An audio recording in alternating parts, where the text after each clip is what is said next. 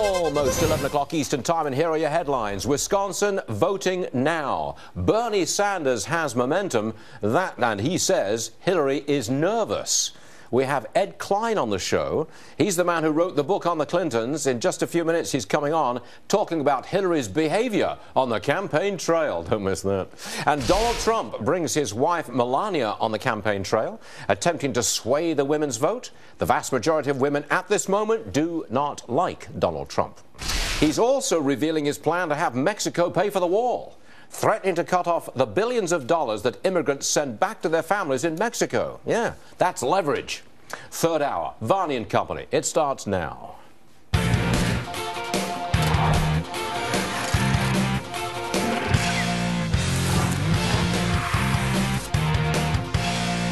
Oh, have we got news for you. Jeff Flock in Milwaukee. News on Ford. What do you got?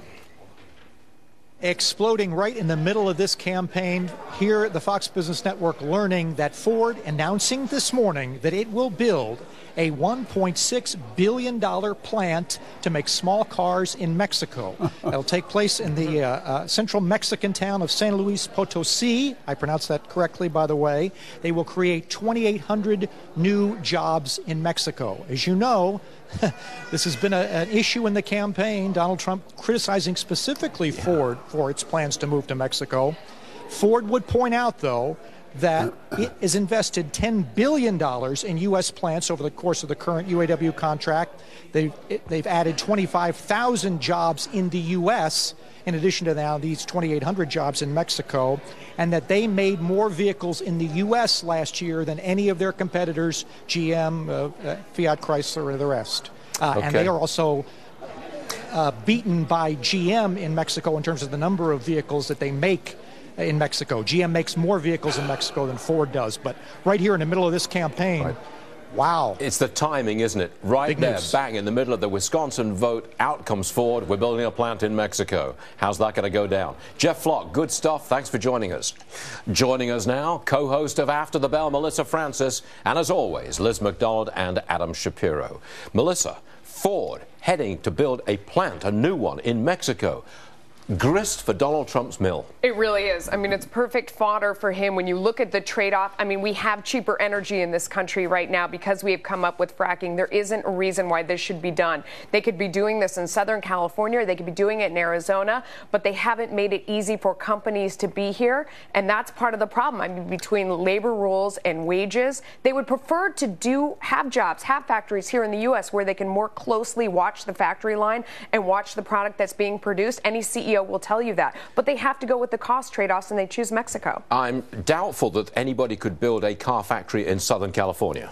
Well, if they change the laws, you know what I mean. I mean, if they weren't being taxed to death and labor union to death. But I'm saying for proximity, because a lot of times when they build cars in Mexico, they're also selling a lot of them there. So for proximity's sake, if the rules were the same, you could do it in Southern California. That was my point. Oh, you've explained yourself well. No tweet yet from Trump. He has threatened to slap, if he's president, a 35% tax on, Ford's trucks or small cars, rather, coming out of Mexico. His people watch this show. I'm expecting a tweet any minute now. Okay. All right. Moving on to Senator Bernie Sanders. You know, he is surging in Wisconsin. He knows he could win there. That would give him serious momentum as he goes towards the New York primary on April the 19th. He's got an 8-point lead in the latest poll that I saw out of Wisconsin. 8 points ahead. This guy's got a shot at the nomination. He just keeps winning and losing at the same time. How is that possible? I mean, Democrats should be outraged. The system is so rigged on the Democratic side against them. What this would be, he's won 6 out of the last 7, and yet he still trails by so much because of this rigged superdelegate system. Democrats should be furious. They should demand change within the party. It's an outrage. Votes don't count. Melissa's right. He should show every day his popular vote count, and it should be right at the top of his webpage. As long as he wags his finger. Yeah, but at the moment, however, Hillary does have more votes than Bernie Sanders. Yeah. If it, not delegates, votes. Actual flat-out votes. It is a lot closer than the total would tell you. They would say he's totally out of it. When you look at the delegate count, in real votes, he's not totally out of it. Right, how about this? Donald Trump now bringing his wife Melania on the campaign trail with him. Maybe he hopes that this will help his favorability rating amongst women. Emac, Is it going to help among women? Well, listen, he has 3-1 women don't like him. So that's the question. And can women identify with Melania? That's key.